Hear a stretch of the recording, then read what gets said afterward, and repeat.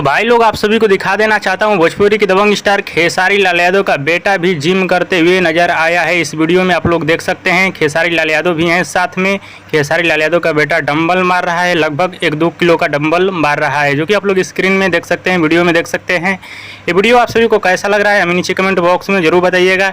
एक और खबर आप सभी को इस वीडियो में दे देना चाहता हूँ, भोजपुरी की दबंग स्टार खेसारी लाल यादव जी का आज 2 गाना आप सभी के बीच रिलीज हुआ है। एक वर्ल्ड वाइड रिकॉर्ड भोजपुरी के यूट्यूब चैनल से, जो कि संघर्ष 2 का गाना है, बहुत ही ज़बरदस्त और तगड़ा गाना है। और एक नवरात्रि गाना रिलीज हुआ है खेसारी म्यूजिक वर्ल्ड से, जिस गाने का नाम है झुरू झुरू हवा बहेला।